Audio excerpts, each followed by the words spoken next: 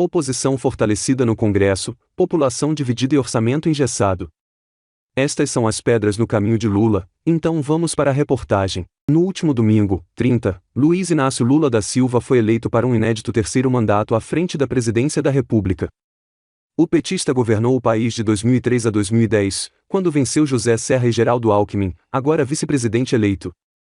Entretanto, Lula chegará ao Planalto diante de um país dividido, polarizado, fruto de disputa acirrada, definida pela menor margem da história dos pleitos presidenciais. A diferença de pouco mais de 2 milhões de votos para o presidente Jair Bolsonaro é inferior aos 3,4 milhões de votos a mais que asseguraram a vitória de Dilma Rousseff contra Aécio Neves em 2014. Em seu discurso da vitória, o presidente eleito prometeu governar pelos 215 milhões de brasileiros e afirmou: "Não existem dois Brasis, somos um só país, uma só grande nação." Entretanto, na visão de especialistas, não são poucos os desafios que Lula deve enfrentar, seja no aspecto econômico, seja no campo social e até mesmo de governança. Neste cenário, o site da Jovem Pan ouviu cientistas políticos, economistas e pesquisadores para explicar quais os desafios do futuro governo Lula. Congresso Nacional. Considerando a futura formação do Congresso Nacional, que elegeu neste ano 513 deputados federais, sendo 294 reeleitos, 17 ex-deputados eleitos e 202 para primeiro mandato, e 27 senadores, os analistas apontam como o primeiro desafio do futuro governo do PT, a governabilidade e a capacidade de diálogo com o parlamento brasileiro. Considerando apenas os atuais aliados, PT, PV, PCdoB, PDT, PSB, PSOL, Rede Solidariedade, o futuro presidente terá o apoio de 122 parlamentares, pouco menos da metade necessária para atingir a maioria simples, 257, quórum exigido, por exemplo, para aprovar projetos de lei. As emendas constitucionais exigem 308 votos em 2 turnos. No Senado Federal, a renovação de 1/3 dos parlamentares também trouxe uma formação que traz desafios ao governo petista. Isso porque a bancada de partidos que apoiam Lula soma 16 senadores, enquanto as principais matérias a serem aprovadas exigem, no mínimo, 41 votos favoráveis, o que também obriga o futuro governo a construir alianças na casa. O Partido Liberal, PL, de Bolsonaro, por exemplo, terá sozinho 13 senadores, contra 9 do PT. Na visão do cientista político Leonardo Barreto, o governo de Lula deve se questionar como costurar futuras alianças, considerando a nova dinâmica de relação entre o legislativo e o executivo e a relação entre os poderes no Brasil. Barreto cita que, no período de 2003 a 2010, quando o petista foi presidente da República, a relação dos parlamentares com o mandatário era muito estreita pela influência do chefe do executivo no orçamento e na aprovação de emendas. Entretanto, agora, com as chamadas emendas de relator, base para orçamento secreto, o poder de decisão cabe ao parlamento. Era uma estratégia de sobrevivência. Eles precisavam do governo para acertar as emendas, porque essas emendas aproximavam os financiadores de campanha. A partir daí, eles conseguiam recursos para se reeleger. Hoje, eles dominam o orçamento e têm um fundo eleitoral. Então, os parlamentares têm menos incentivos para participar do governo, disse em entrevista ao site da Jovem Pan. O cientista político também defende a necessidade de Lula entender como solucionar essa equação para construir uma relação reequilibrada e produtiva com os congressistas. A base parlamentar não vai ser construída como era antes, é preciso entender isso, acrescenta. Orçamento 2023. O orçamento de 2023 é considerado por muitos analistas um dos principais entraves do futuro governo de Luiz Inácio, a partir de 1º de janeiro de 2023. O motivo é que, embora seja executado pelo novo presidente, as prioridades e direcionamentos da peça orçamentária para o próximo ano serão definidas pelo atual presidente Jair Bolsonaro. Ou seja, ainda que Lula tenha prometido a volta do Bolsa Família em uma versão turbinada, com pagamentos mensais de R$ 600, mais um adicional de R$ 150 por criança, a isenção do imposto de renda para contribuintes que ganham até R$ 5.000 mensais, e renegociação de dívidas, por exemplo, as iniciativas não estão contempladas no orçamento da União. O que leva a crer que, com pouco dinheiro à disposição, o presidente petista terá que negociar, seja com o parlamento ou com o governo de transição. Ele tem uma quantidade gigante de promessas com impacto fiscal e que não cabem no orçamento, segundo o desenho atual.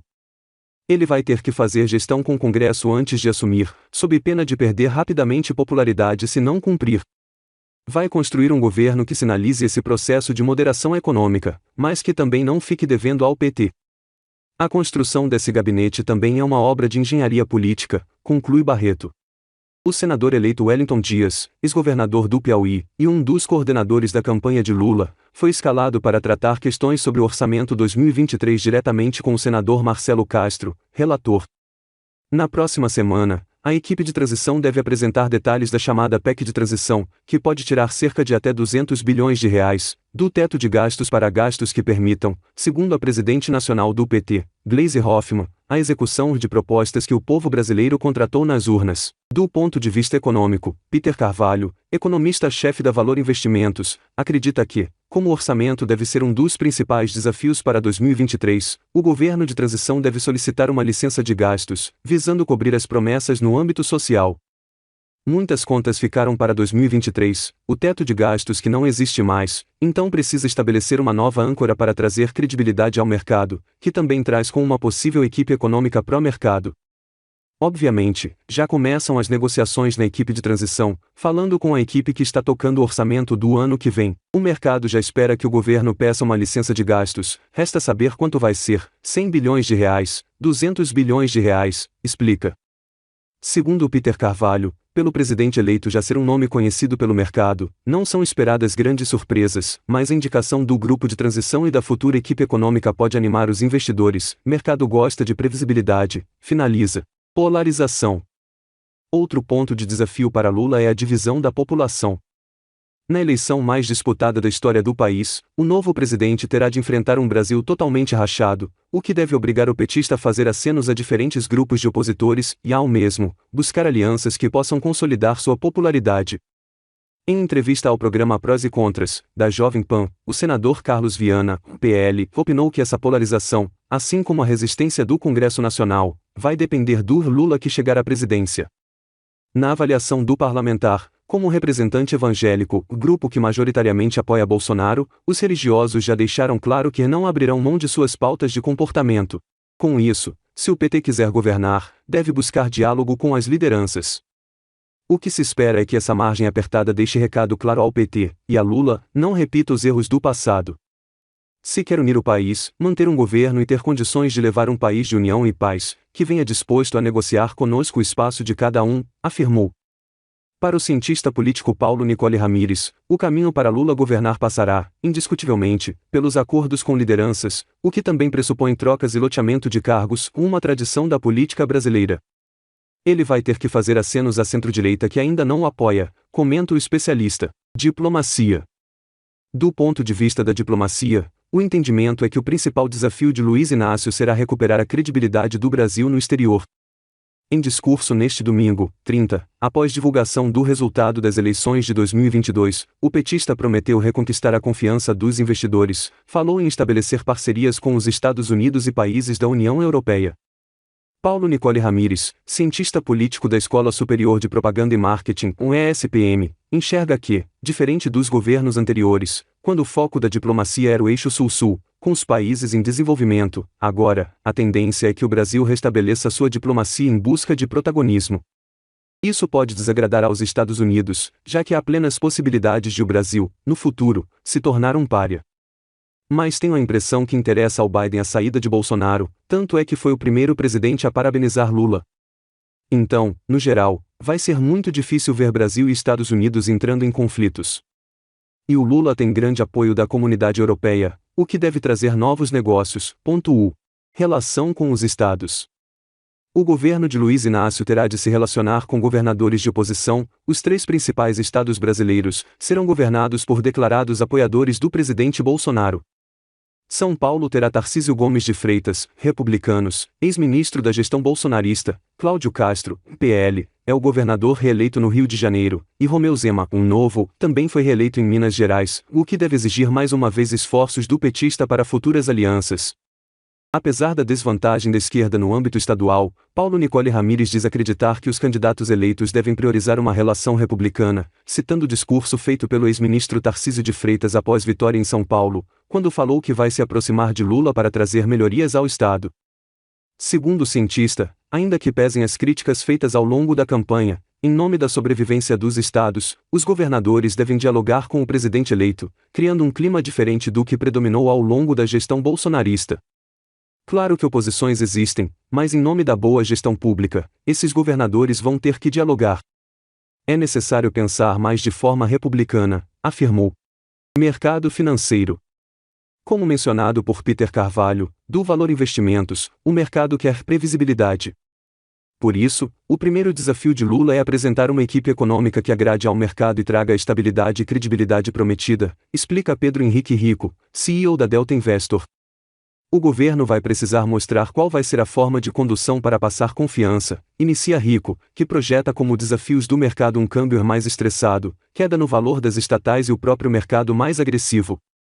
Segundo ele, a dificuldade principal para Lula será mostrar como fechar as contas do futuro governo, uma vez que se comprometeu com programas sociais e com a queda de impostos. Pode ser a partir disso que esse novo governo prejudique as contas públicas, algo que o governo atual trabalhou muito para deixar um pouco mais coeso. Vejo como principal desafio esse controle de gastos versus as receitas, afirmou. Pablo Spayer, economista e apresentador da TV Jovem Pan News, avalia que o principal desafio do ponto de vista econômico para o novo governo será conseguir cumprir as promessas feitas durante a campanha e ainda mandar um sinal para o mercado financeiro de que as contas públicas ficarão equilibradas. Para gastar mais no curto prazo, pode se comprometer com compromissos fiscais no médio prazo e muita da aceitação vai passar pelo nome do novo ministro da Economia. Tudo isso terá de ser feito negociando com o Congresso e passando credibilidade para o mercado financeiro não puxar os juros para cima. A previsão é que o governo não resolva o problema fiscal agora, mas indique um ajuste crível ao longo dos próximos anos. Também falta dinheiro para o Estado intervir com mais força na economia, o que pode levar o novo governo a buscar parcerias privadas. Mas o BNDES poderá ter um papel mais ativo no financiamento de pequenas empresas e projetos, enquanto a Caixa Econômica Federal deverá ajudar mais no Minha Casa Minha Vida. O novo governo precisa continuar apostando no agronegócio, além de fazer investimentos em educação e inovação. Tudo isso ajudará o Brasil a crescer mesmo em um ambiente de desaceleração econômica global. Ter responsabilidade fiscal é essencial. Sem isso, o dólar dispara, a inflação dispara e o país não cresce. A sustentabilidade das contas públicas é fundamental. É preciso ter isso em foco e não regredir nas reformas estruturantes, avalia. O cenário externo pode complicar a gestão econômica do novo presidente, uma vez que a economia global se encontra adversa e os Estados Unidos e a Europa enfrentam recessões, segundo o cientista político e economista Igor Lucena. Isso significa uma baixa demanda de commodities, o que faz com que o Brasil não tenha crescimento econômico. Ao mesmo tempo, você tem um rombo fiscal muito grande do ano que vem que não está precificado. Os projetos propostos pelo governo Lula vão aumentar os gastos da máquina pública, principalmente de receitas que não voltam para o Estado. Então, é preciso entender que nem tudo que foi colocado na campanha poderá se tornar realidade. Será necessário realizar reformas, sendo a tributária a principal, caso contrário o governo não terá fôlego fiscal para implementar políticas públicas. As reformas que o mercado precifica são necessárias para que tenham controle das finanças públicas, o que é essencial para políticas redistributivas. Você não consegue fazer as duas coisas separadamente. Mas o governo vai ter que implementar cortes nos gastos públicos e taxa de juros elevados, que é basicamente o que a gente vive hoje. As reformas vão dar o tom sobre expectativas futuras, pontua. Já Rodrigo Simões, especialista em finanças e economia da Faculdade de Comércio de São Paulo, UFAC, enumera os desafios do governo Lula no âmbito nacional e internacional da economia. Em uma leitura para 2023, ele cita a projeção de crescimento do Produto Interno Bruto, PIB, de 0,5%, IPCA por volta de 5% e a Selic em 11,25%, ao mesmo tempo que uma segunda onda da inflação na Europa, com aumento do preço do gás, que deve encarecer os produtos e serviços, impactar na curva de juros, ao final, levar ao fechamento de pequenas empresas que não terão para assumir esses aumentos dos custos, ou seja, é um desequilíbrio de cadeias produtivas, afirmou. O governo Lula e sua equipe econômica deverá mostrar ao mercado que é importante a iniciativa privada estar presente, dando-lhe espaço de atuação e garantindo que não haverá mudanças que prejudiquem a dinâmica dos empreendedores e empresários brasileiros. A participação do Estado deverá ser de arbitrar, conclui.